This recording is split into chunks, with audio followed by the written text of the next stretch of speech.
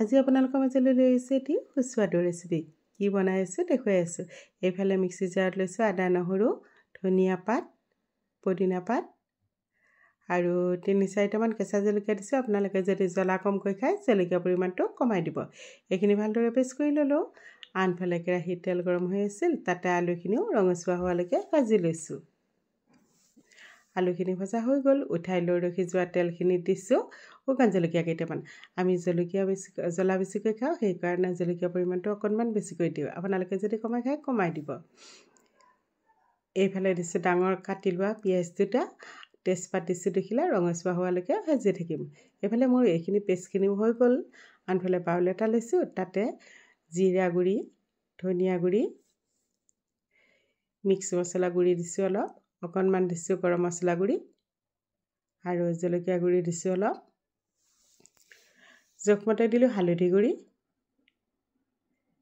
এতিয়া এইখিনি অকণমান পানীৰে গুলি ল'ম, তেতিয়াহ'লে মছলাখিনি ধুনীয়াকৈ ফুলি আহিব। 10 মিনিটমান সময় এইদৰে ৰাখি থৈ দিম গুলি। আপোনালোকে বাৰু এইদৰে মছলা বনাই দিয়ে নে? এইখিনি দেখিছেনে পিঁয়াজখিনি ৰঙচুৱাকৈ ভজা হৈ গৈছে। এতিয়া তাত দিছোঁ মাংসখিনি। মাংসখিনি দিওঁ জুইটো বঢ়াই অলপ সময় ভাজি থাকিম। এতিয়া সেই যে মই গুলি থৈ দিছিলোঁ মছলাখিনি, সেইখিনি দি দিছোঁ। মছলাখিনি দিও অকণমান সময় ভাজি লৈছোঁ।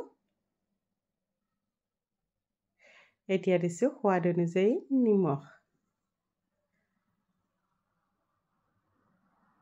নিমখখিনি দি এইখিনি ভালদৰে লৰাই লৈছোঁ আৰু ঢাকনিখন লগাই সিজিবৰ কাৰণে ৰাখি থৈ দিছিলোঁ। এতিয়া আকৌ ঢাকনিখন গুচাই লৰাই লৈছোঁ। এতিয়া তাত দিলোঁ ধনিয়া আৰু পুদিনাৰ পেষ্টখিনি দিওঁ। এইখিনি ভালদৰে অকণমান সময় ভাজি থাকিম। এতিয়া দিছোঁ ভাজি থোৱা আলুখিনি আৰু বিলাহী এটাৰ এফাল দিছোঁ।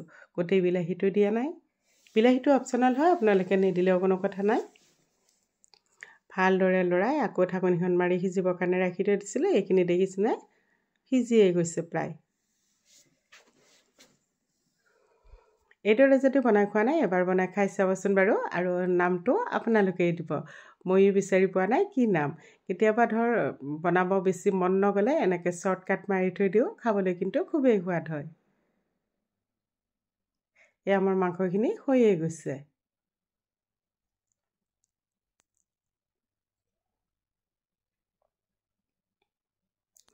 দেখিবলৈ ৰংটো ভাল লাগিছেনে বাৰু? আনফালে এটা গেছত কুকাৰ বহাই দিছোঁ। তাত এতিয়া মাংসখিনি দি দিম।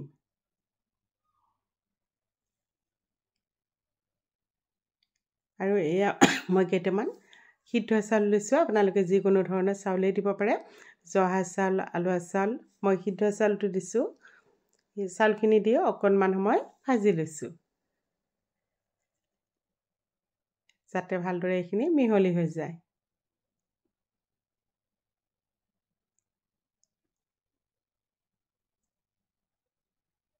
এইখিনি মোৰ মিলাই লোৱা হৈ গ'ল।